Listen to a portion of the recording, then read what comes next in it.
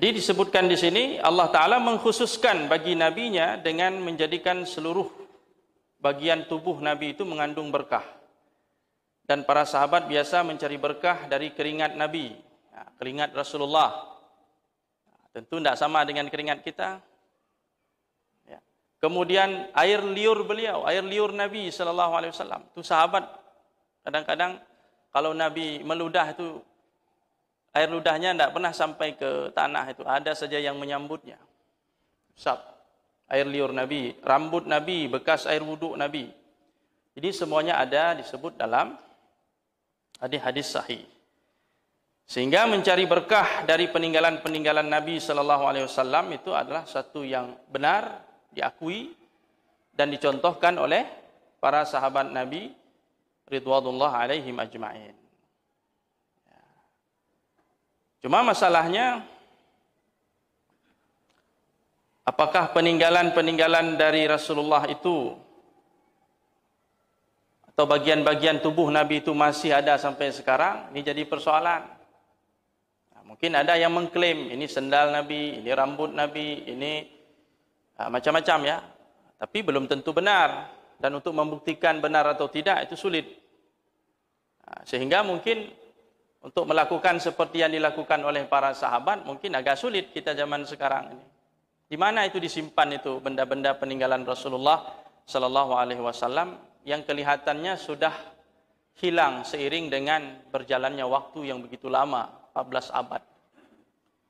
Dan dari beberapa fakta disebutkan dalam sejarah, banyak peninggalan-peninggalan Rasulullah itu yang sudah tidak ada lagi. Sebagai contoh, dalam riwayat Imam Al-Bukhari dari Amr ibn al-Haris, beliau mengatakan, "Ma taraka Rasulullah sallallahu alaihi wasallam inda mautihi dirhaman wala dinaran wala abdan wala amatan wala syai'an illa baghlatahul bayda wa silahahu wa ardan ja'alaha sadaqah."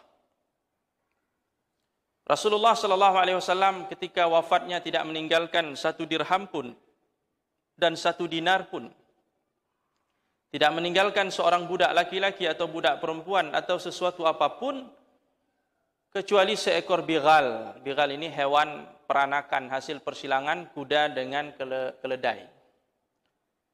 Bighal yang berwarna putih. Kemudian senjata dan sebidang tanah yang telah beliau sedekahkan. Ini berdasarkan penuturan dari Amr ibn al-Haris bahwa tidak banyak yang ditinggalkan oleh Nabi SAW. Walaupun ada, tapi tidak banyak. Kemudian peninggalan-peninggalan Rasulullah SAW itu pun berangsur-angsur hilang seiring dengan berjalannya waktu disebabkan karena berbagai peristiwa. Sebagai contoh dalam Bukhari dan Muslim, Ibnu Umar radhiyallahu anhuma mengatakan, "Ittakhadha Rasulullah sallallahu alaihi wasallam khataman min wariq." Rasulullah sallallahu alaihi wasallam dulu pernah membuat cincin dari perak. Wa kana fi yadihi, dan beliau memakai cincin tersebut. Summa kana ba'du fi yadi Abi Bakrin. Kemudian setelah Nabi wafat, cincin itu disimpan oleh Abu Bakar. Summa kana ba'du fi yadi Umar. Kemudian setelah itu dipakai oleh Umar, ya, diwariskan oleh Umar. Summa kana ba'du fi yadi Utsman.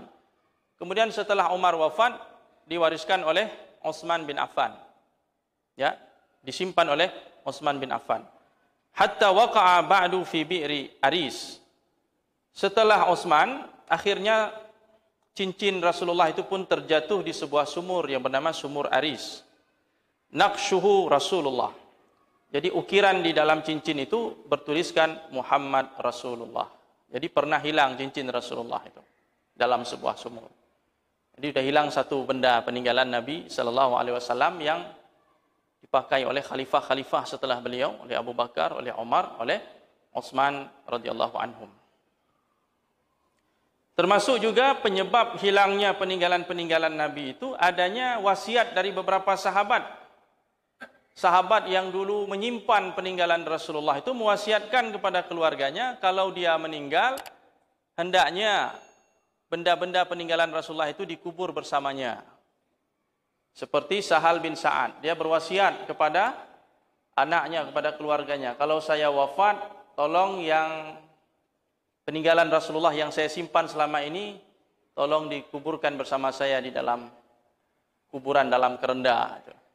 Jadi ya sudah, siapa yang menyimpan benda-benda peninggalan Rasulullah sudah dikuburkan bersama pemiliknya atau bersama orang yang menyimpannya itu. Sehingga satu demi satu peninggalan Rasulullah habis, tidak ada lagi. Bahkan yang terakhir disebutkan dalam Al-Bidayah wan Nihayah karya Al-Imam Ibnu Katsir, bahwasanya termasuk yang sudah hilang itu adalah kain selimut dan selembar kain milik Rasulullah sallallahu alaihi wasallam yang hilang di akhir masa pemerintahan Daulah Abbasiyah. Di Daulah Abbasiyah ini ditaklukkan pada akhirnya oleh bangsa Mongolia, bangsa Tatar, bangsa Mongolia yang menyerang kota Baghdad. Setelah ratusan tahun berkuasa dan berjaya, akhirnya diruntuhkan dalam sebuah penyerangan yang sangat dahsyat dan tidak manusiawi oleh orang-orang Mongolia. Ya. Pada waktu itu termasuk yang dibakar itu adalah barang-barang peninggalan Rasulullah Sallallahu Alaihi Wasallam yang pernah tersimpan di sana. Jadi sulit mungkin untuk saat ini kita ingin membuktikan bahwa ini adalah peninggalan Rasulullah. Buktinya apa kita tidak tahu. Karena zamannya sudah terlalu lama, untuk membuktikan itu kan perlu kalau dalam hadis itu perlu sanad. Ini Anda menerimanya dari siapa? Oh, saya menerimanya dari si B. Si B ini dari siapa? Dan sanad itu kalau sudah 1400 tahun itu panjang sekali. Pasti ada rantai periwayatan yang terputus. Sehingga kita khawatir ada pihak-pihak tertentu yang mengklaim bahwa ini adalah rambut Rasulullah. Padahal entah rambut-rambut siapa. Diklaim. Difoto lagi, disebarkan fotonya di sendal Rasulullah. Jadi kita tidak bisa yakini itu sebagai peninggalan Nabi Sallallahu Alaihi Wasallam. Kemudian kaum muslimin yang dirahmati Allah Subhanahu Wa Taala, jadi untuk bertabarruk dengan peninggalan Rasulullah ini sudah sulit, sudah hampir tidak mungkin lagi untuk saat ini. Karena sulitnya memastikan bahwa itu adalah peninggalan Nabi Sallallahu Alaihi Wasallam. Jadi bagaimana dengan bertabaruk dengan selain Nabi? Di sini menjadi persoalan juga, soalan khilafiyah di kalangan para ulama. Ya, kalau kita membaca pembahasan ini para ulama ini, disebutkan bahwa mayoritas ulama itu membolehkan bertabaruk dengan peninggalan orang-orang soleh. Jadi dikiaskan tabaruk dengan Rasulullah dan peninggalan Rasulullah itu dengan bertabaruk peninggalan orang-orang soleh. Dikiaskan ke sana. Ini mayoritas jumhur itu membolehkan. Siapa di dalamnya? Termasuk Imam Nawawi. Imam Nawawi membolehkan. Ketika mereka bercerita tentang hadis-hadis sahabat bertabaruk dengan peninggalan Rasulullah, mereka mengatakan di dalam kesimpulannya fiha dalalatun wadhihah ala jawazit tabarruk bi asaris salihin. Di sini mengandung dalil yang jelas bolehnya bertabaruk dengan sisa-sisa peninggalan orang-orang yang saleh. Ada diangkat ungkapan Imam An-Nawawi, Imam Ibnu Hajar, Imam Asy-Syaukani, Imam Al-Haramain, Khatib Asy-Syarbini, banyak yang membolehkan itu, dikiaskan. Walaupun ada di antara ulama Islam yang tidak membolehkan dalam artian tabaruk itu hanya khusus untuk peninggalan Rasulullah sallallahu alaihi wasallam saja. Karena tentu berbedalah ya Nabi sallallahu alaihi wasallam yang sudah jelas pasti maksum, kemuliaannya sudah jaminan itu, dengan orang-orang soleh yang mungkin baru sekedar dugaan saja. Penetapan dia orang soleh ini kan bukan nas dari Allah dan Rasulnya. Kita yang menilai, zan kita bahwa dia ini adalah orang yang soleh. Bahkan dulu disebutkan oleh orang-orang yang melarang bertabaruk dengan peninggalan orang soleh ini, dulu para sahabat Nabi itu orang-orang soleh semua. Bahkan jaminan dari Allah dan Rasulnya, Abu Bakar, Umar, Utsman, Ali dan sebagainya. Tapi tidak ada riwayat yang menyebut bahwasanya umat bertabaruk dengan mereka, dengan peninggalan Abu Bakar atau Umar atau Utsman atau Ali. Apakah tidak pernah atau belum ditemukan riwayat? Ini kita pulangkan kepada kaum muslimin sekalian untuk mengkaji lebih dalam. Kita ingin mencari bukti-bukti fakta-fakta. Kalau memang ada umat Islam ini terutama pada generasi salafus salih bertabaruk dengan peninggalan Abu Bakar, berarti bisa diperkuat pendapat jumhur itu. Bahwa boleh bertabaruk dengan orang-orang saleh. Yang berpendapat itu bukan orang sembarangan juga. Imam Nawawi, Imam Ibnu Hajar. Itu orang yang paling ngerti tentang hadis, dia paling ngerti tentang bid'ah, paling ngerti tentang syirik. Jadi seperti sekali beliau mengatakan boleh, itu kita tidak harus berhati-hati untuk membantahnya. Silakan dibantah, tidak ada masalah. Tapi kita sedang dalam proses mencari fakta-fakta terbaru tentang itu. Ada yang mengatakan dulu Imam Syafi'i pernah bertabaruk dengan pakaiannya Imam Ahmad. Kita tahu Imam Ahmad dulu pernah disiksa, pernah dihukum oleh rezim yang berkuasa waktu itu yang menganut paham Mu'tazilah.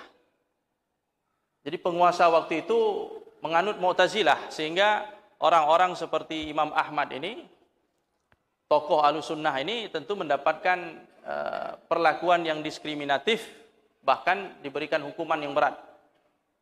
Sehingga diriwayatkan di situ diceritakan bahwa Imam Syafi'i bertemu dalam mimpinya, bertemu dengan Nabi SAW, bahwa Nabi mengatakan bahwa Imam Ahmad itu orang yang saleh, orang yang punya kedudukan di sisi Allah, karena dia mempertahankan prinsip Ahlussunnah wal Jamaah dalam dalam kasus Al-Quran itu makhluk atau qadim, Quran, bahwa beliau tidak mengakui Al-Quran itu sebagai makhluk. Sehingga beliau dihukum hukuman yang berat sampai berdarah-darah. Dan Imam Syafi'i katanya waktu itu mengutus seseorang untuk meminta baju dari Imam Ahmad itu. Baju Imam Ahmad itu dimintakan, dibawakan kepada Imam Syafi'i. Kemudian Imam Syafi'i mencuci baju, rendam baju itu dan mandi dengan air tersebut. Konon katanya ditabarruk, ingin mendapatkan berkah dari kesalehan Imam Ahmad. Namun orang-orang yang melarang tabarruk ini mengatakan riwayatnya tidak jelas itu. Sanadnya muzlim, gelap. Sanadnya gelap. Jadi tidak bisa juga kita jadikan sebagai pegangan riwayat tentang Imam Syafi'i bertabaruk dengan bajunya Imam Ahmad. Ya, tinggal kita mencari saja riwayat-riwayat mungkin belum ditemukan. Kita tidak bisa mengatakan tidak ada, tapi mungkin belum kita temukan. Mari kita sama-sama mencari. Kalau memang ada dari generasi salafus saleh ini melakukan tabaruk dengan selain Nabi, maka tidak ada alasan untuk kita mengatakan tidak boleh. Karena orang-orang hebat itu mengatakan boleh. Tinggal kita mencari riwayat tersebut.